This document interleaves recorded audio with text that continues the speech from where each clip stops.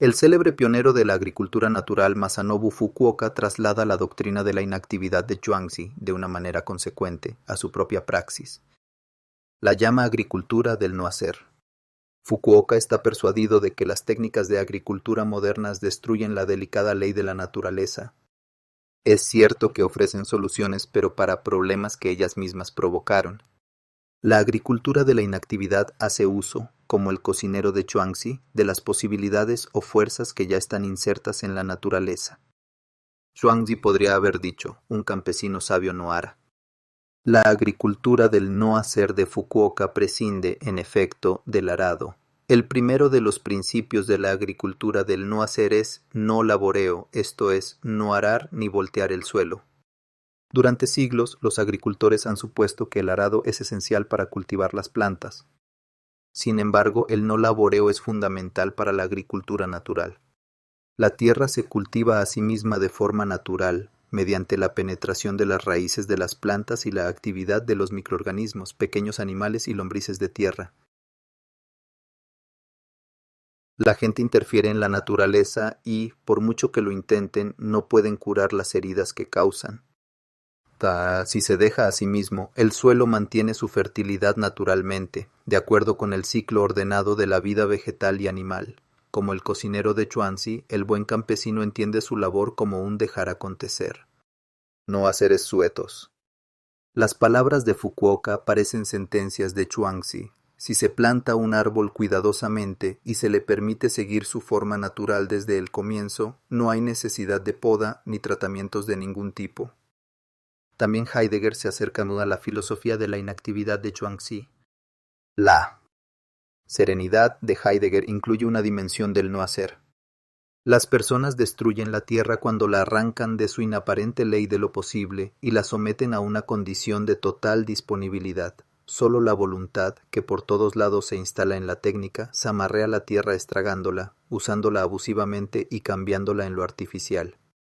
Obliga a la tierra a ir más allá del círculo de lo posible, tal como ha crecido en torno a ella, la obliga a aquello que ya no es posible y por tanto es lo imposible.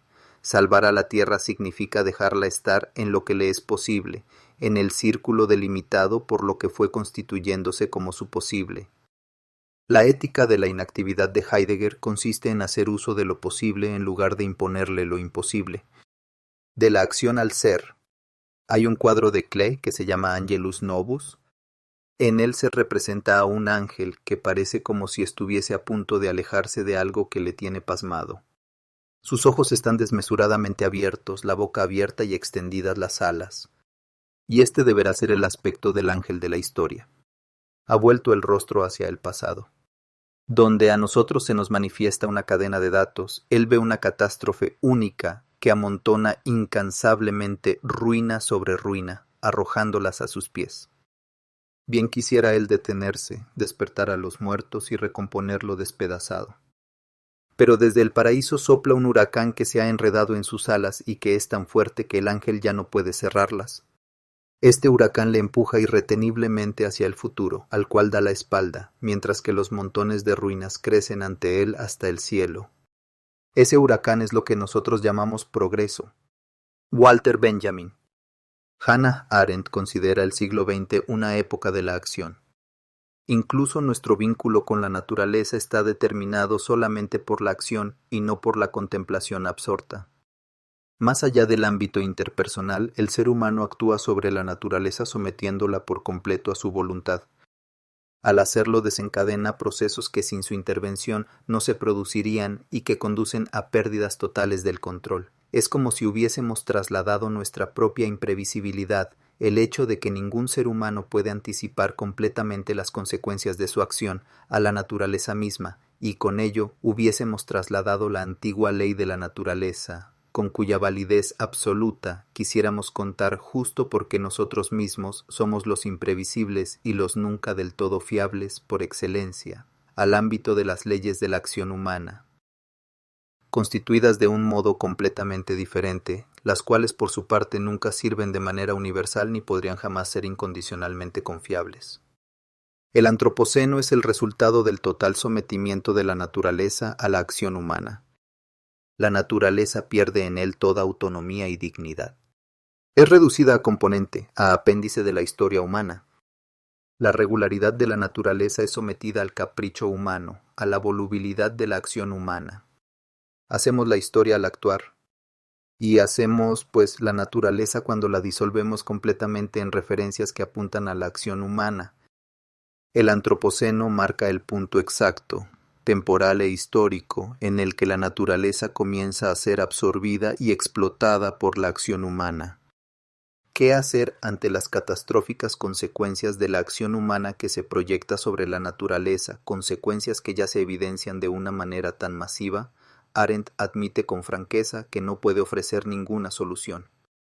Con sus consideraciones solo quiere hacer un llamamiento a investigar la esencia y las posibilidades de la acción que aún no se mostraron nunca en toda su dimensión y peligrosidad de un modo tan abierto y visible.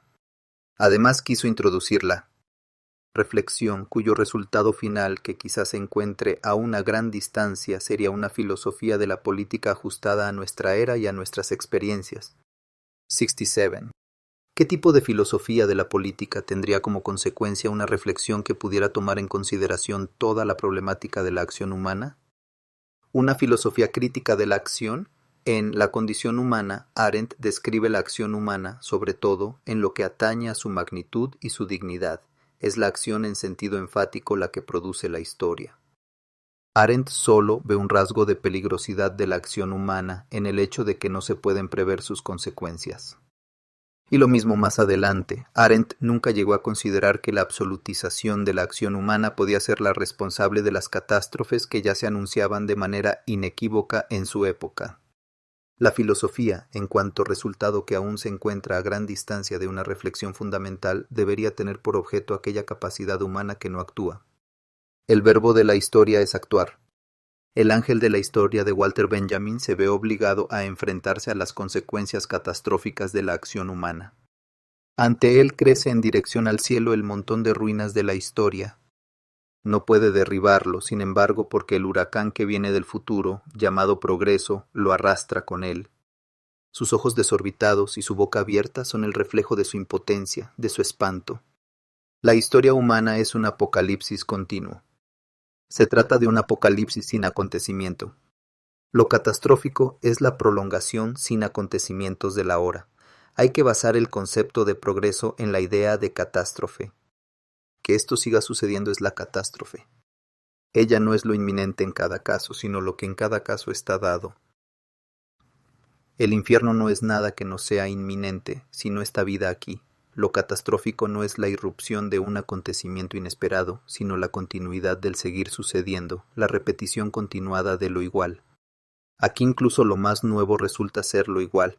Se trata de que la faz del mundo, precisamente en aquello que es lo novísimo, jamás se altera, de que esto novísimo permanece siendo de todo punto siempre lo mismo.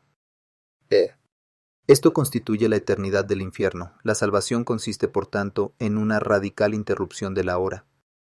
Solo un ángel de la inactividad estaría en condiciones de poner coto a la acción humana que inevitablemente se encamina hacia el apocalipsis. Algunos años antes de La condición humana de Arendt, Heidegger dio una conferencia con el título Ciencia y meditación. Al contrario de la acción, que empuja hacia adelante, la meditación nos trae nuevamente de vuelta a donde ya estamos desde siempre. Nos revela un ser ahí que antecede e incluso preexiste a todo hacer, a toda acción. A la meditación le es inherente una dimensión de inactividad. La meditación se entrega a lo que es. Echar a andar en la dirección que una cosa, por sí misma, ha tomado, ya es lo que en nuestra lengua se dice meditar, sinan, sinen. La meditación es la serenidad para con lo digno de ser cuestionado. Por la meditación, entendida de esta manera, llegamos propiamente allí donde, sin experienciarlo y sin verlo del todo, residimos ya desde hace tiempo. En la meditación nos dirigimos a un lugar desde el que, por primera vez, se abre el espacio que mide todo nuestro hacer y dejar de hacer. La meditación es una capacidad que no actúa. Supone la pausa como interrupción, como inactividad. En los cuadernos negros Heidegger escribe: ¿qué sucedería si desapareciera el presagio del silencioso poder de la meditación inactiva? El presagio no es un saber deficitario.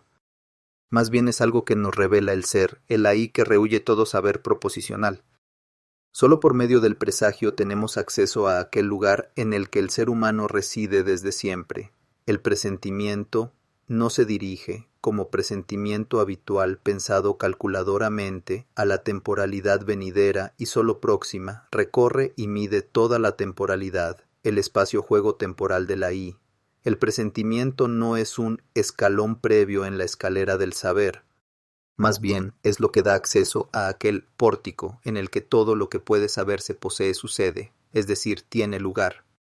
El pensamiento de Heidegger gira incansable alrededor de aquel ahí primordial que no puede ser atrapado por ningún saber proposicional. La meditación inactiva se relaciona con la magia del ahí que está más allá de toda acción.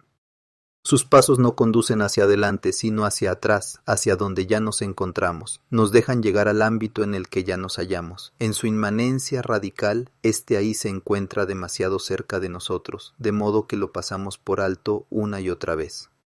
Es lo hipercercano que está más cerca que el objeto más cercano. Quien únicamente está activo se lo salta de manera inevitable. Solo se le revela a la pausa inactiva, contemplativa. Heidegger despliega todo un vocabulario de la inactividad para abordar este ahí preposicional, y también hace que entre en acción la figura de la espera. La espera es una capacidad que sobrepasa todo dinamismo.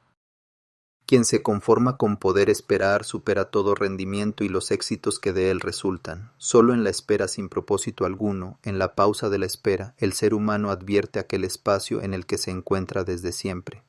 En la espera, el ser humano se repone en el cuidado de aquello a lo que pertenece. La meditación inactiva va tras el esplendor de lo insignificante, lo inutilizable, lo indisponible, de lo que se sustrae a toda utilidad, a toda meta. La pobreza de la meditación, sin embargo, es la promesa de una riqueza cuyos tesoros lucen en el esplendor de lo inútil que nunca se deja calcular. Dado que se sustrae a lo proposicional, no es fácil señalar lingüísticamente el ahí. No se lo detecta con el pensamiento ni con la contemplación. La piel de gallina está más próxima a él que la retina. Él ahí se revela de manera prerreflexiva. El ser ahí, Dasein, se expresa en primer lugar como un estar anímicamente templado. Gestimmtsein, que también precede al ser consciente, Bewusstsein. El estado de ánimo Stimmung no es un estado subjetivo que trasciende hacia el mundo objetivo. Es el mundo. Es más objetivo que el objeto, sin ser él mismo un objeto. Antes de dirigir mi atención a un objeto ya me encuentro en un mundo determinado. Bestimmten. El estado de ánimo como disposición afectiva precede a toda intencionalidad referida a objetos. El estado de ánimo ya ha abierto siempre el estar en el mundo en su totalidad y hace posible por primera vez un dirigirse hacia. El estado de ánimo nos abre el espacio en el que nos encontramos con un ente.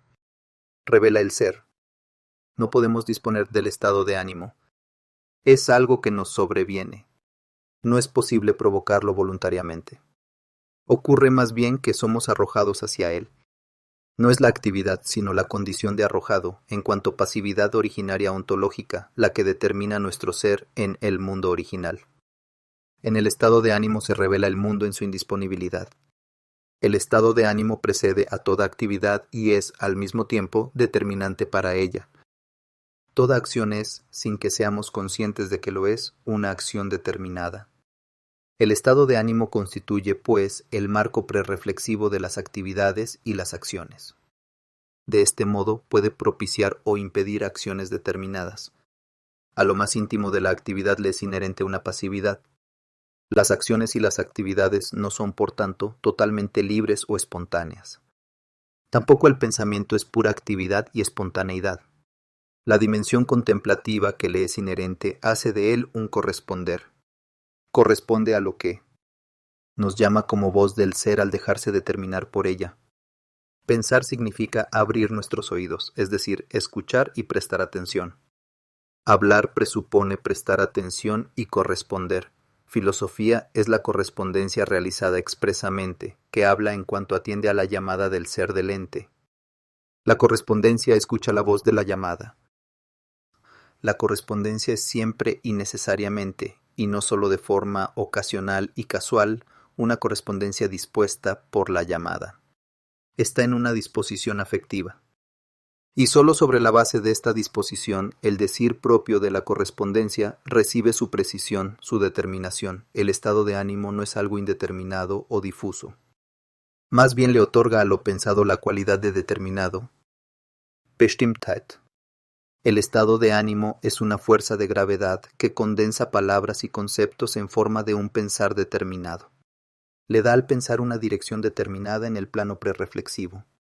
Sin estado de ánimo, el pensar no tiene rumbo, es decir, no tiene determinación. Stimmung se torna completamente indeterminado y discrecional. Falta la disposición fundamental, entonces todo es un forzado tableteo de conceptos y moldes de palabras. El pensar ya está siempre anímicamente templado, es decir, expuesto a un estado de ánimo que lo fundamenta. La fundamentación. Grundierung prerreflexiva del pensamiento antecede a todo pensamiento. Todo pensar esencial exige que sus pensamientos y proposiciones sean extraídos cada vez nuevamente como mineral de la disposición fundamental. Heidegger se esfuerza por poner al descubierto el plano de la pasividad en el pensamiento. Se da por sentado que el pensamiento es, en su dimensión más íntima, un pathos. Pathos guarda una estrecha relación con Paskin, que significa sufrir, soportar, tolerar, sobrellevar, dejarse llevar por, dejarse determinar por. La inteligencia artificial no puede pensar desde el momento en que no está capacitada para el pathos.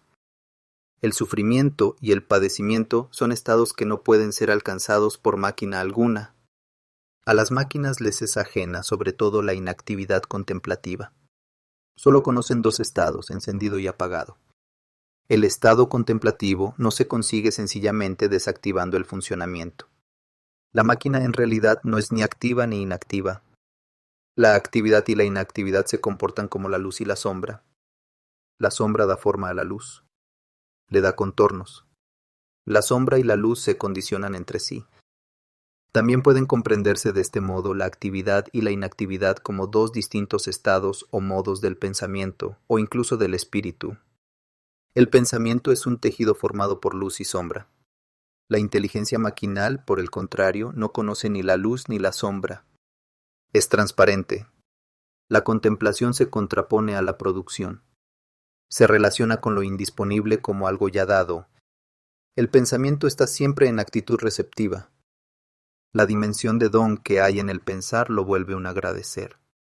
En el pensar como agradecer la voluntad abdica por completo. Lo noble longánime sería el puro reposo en sí de aquel querer que, renunciando al querer, se ha comprometido con lo que no es una voluntad. Lo noble sería la esencia del pensar, denken, y por ende del agradecer, danken. La meditación de Heidegger se opone al acto de tornar algo disponible, el cual hace de cualquier cosa algo alcanzable, calculable, controlable, dirigible, dominable y consumible.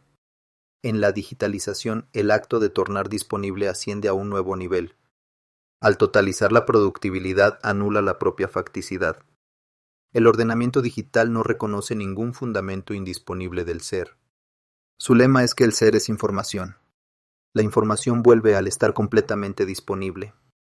Si todo es rápidamente disponible y consumible, no se genera ninguna atención profunda, contemplativa. La mirada vaga alrededor, como la de un cazador. Con ello se pierde cualquier punto de referencia sobresaliente ante nosotros en el que poder detener la mirada. Todo está aplanado y sometido a necesidades cortoplacistas. También pertenece al vocabulario heideggeriano de la inactividad del término. Renuncia. Renuncia significa cualquier cosa menos darse por vencido o dejarse llevar. Al igual que otras figuras de la inactividad, establece una relación constructiva con aquella esfera del ser que permanece cerrada a la actividad controlada por la voluntad. La renuncia es una pasión por lo indisponible. Justo en la renuncia nos volvemos receptivos al don. La renuncia no quita. La renuncia da. El ser como lo indisponible se da en la renuncia. Así la renuncia se transforma en un agradecimiento. Heidegger inserta una dimensión de inactividad incluso en el hecho de ser capaz, la capacidad, algo que de costumbre vinculamos con la actividad y el rendimiento. Piensa la capacidad en términos del querer y el amar. Adueñarse de una cosa o de una persona en su esencia quiere decir amarla, quererla. Pensado de modo más originario, este querer significa regalar la esencia. Semejante querer es la auténtica esencia del ser capaz, que no solo logra esto o aquello, sino que logra que algo se presente mostrando su origen, es decir, hace que algo sea. La capacidad Vermögen deja libre a una cosa o a una persona, al querer la Mogend, para que alcance su esencia. En contraposición a la acción humana, que se plantea como algo absoluto, la capacidad Vermögen, que es algo que no actúa, procede a partir de lo posible. La propia palabra posible, möglich, deriva del verbo querer, mögen. Lo posible es lo que merece ser querido. La capacidad Vermögen. En cuanto querer mögen deja en su esencia lo posible, mögliche, lo que merece ser querido mögenswerte, en lugar de entregarlo a lo imposible